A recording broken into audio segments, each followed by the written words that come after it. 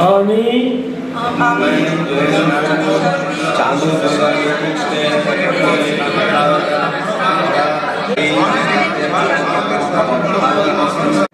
এর মধ্যেই আপনারা জেনে গেছেন আজকেই শপথ নিল শুভেন্দু অধিকারীর পূর্ণাঙ্গ মন্ত্রিসভা।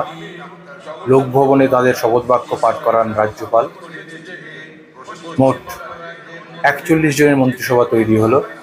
আজকে শপথ নিলেন, তার মধ্যে রয়েছেন 35 জন, পূর্ণমন্ত্রী হয়েছেন 13 জন, 3 জন স্বাধীন দায়িত্বপ্রাপ্ত। কিন্তু এই যে মন্ত্রিসভা তৈরি হলো, এই মন্ত্রিসভা এত দেরি হলো কেন?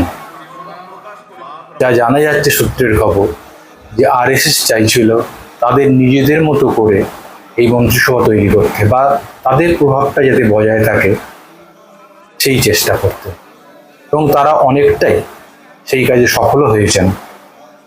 যে ধরনের মন্ত্রিসভা তৈরি হয়েছে, ওভারঅল দেখা যাচ্ছে বিভিন্ন জেলা থেকে এবং বিভিন্ন সম্প্রদায়ের পক্ষ থেকে একজন করে প্রতিনিধি রয়েছেন।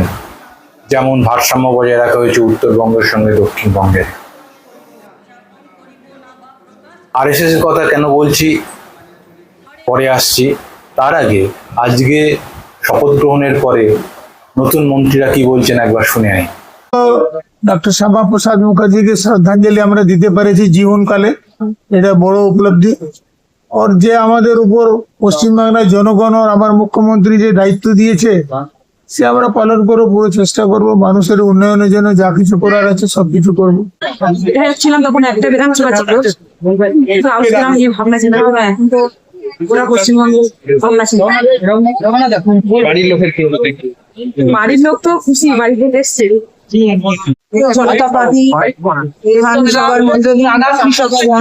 যারা আজকে আমরা পশ্চিমবঙ্গের প্রত্যেক মানুষের আশীর্বাদে আমরা এখানে নির্বাচিত হয়ে এসেছি, তাদের পরিষেবা দেওয়ার জন্য যে আমরা ঐক্যবদ্ধ হয়েছি, আগামী দিনের পর ঈশ্বরের আশীর্বাদে মানুষের কাছে যেন আমরা পৌঁছে যেতে পারি এবং তাদের আকাঙ্ক্ষিত পরিষেবা যেন আমরা তাদেরকে দিতে পারি। সকলকে আমার অনেক অনেক শুভেচ্ছা।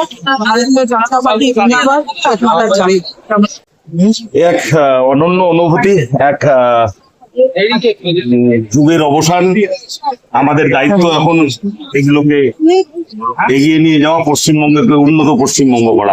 জল দায়িত্ব যেভাবে মন্ত্রী আমাদের প্রিয় শ্রী শুভেন্দু অধিকারীর নেতৃত্বে পরামর্শ, নির্দেশ, পার্টির নির্দেশ, মন্ত্রিসভায় ঠাঁই পেয়েছেন দুধকুমার মণ্ডল। একসময় বীরভূমে এই দুধকুমার মণ্ডল কি সিপিএম কি তৃণমূল সবার বিরুদ্ধেই লড়ে গেছেন, মাঝখানে কোণঠাসা হয়ে পড়েছিলেন দলে। কিন্তু আজকে তার চমকপ্রদ উত্থান হয়েছে, একেবারে মন্ত্রী হয়ে এলেন তিনি। তিনি কি বলছেন শুনুন। আমি দারুণ অভিভূত, আনন্দিত এবং উজ্জীবিত এবং উৎফুল্ল, মানে এই কারণে যে এই মন্ত্রিসভার সঙ্গে আমরা যোগদান করতে পেরেছি এবং বাংলাকে এগিয়ে নিয়ে যাওয়ার যে শপথ আমাদের এবং চ্যালেঞ্জ, সেটা আমরা করেই ছাড়বো। বাংলার মানুষ কাছে যে প্রতিশ্রুতি, সেটা আমরা রক্ষা করেছি, এই জন্যই আমরা খুব আনন্দিত। শুধু দুধকুমার মণ্ডল নয়, এই আরএসএস এর পক্ষ থেকে দেখা যায় যদি, তাহলে ইন্দ্রনীল খাঁ, স্বপন দাশগুপ্ত, পূর্ণিমা চক্রবর্তী, এরা সকলেই কিন্তু আরএসএস পন্থী। তবে যদি দেখা যায়, এটা খুব স্বাভাবিক ব্যাপার যে যারা দীর্ঘদিন বিজেপি করে এসেছেন তারা অনেকেই আরএসএস পন্থী। সুতরাং এমন কোনো ব্যাপার নয় যে এটা নতুনত্ব কিছু আছে। কিন্তু প্রশ্নটা স্বাভাবিক কারণেই আসছিল, যেহেতু শুভেন্দু অধিকারী তৃণমূল থেকে বিজেপিতে যোগ দিয়ে মুখ্যমন্ত্রী হয়েছেন, এবং তৃণমূলের কতজন সেখানে, প্রাক্তন তৃণমূল অবশ্যই, কতজন সেখানে ঠাঁই পান সেটা দেখার ছিল। অনেকেই সেখানে ঠাঁই পেয়েছেন, তবে তুলনায় ভারসাম্য বজায় রেখেছে আরএসএস। এই কারণেই আরএসএস এর কথা সামনে আসছে।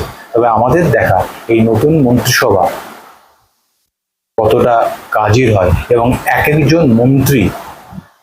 একজন মন্ত্রী কতটা স্বাধীনভাবে তাদের দায়িত্বটা পালন করেন এবং রাজ্যকে এগিয়ে নিয়ে যান।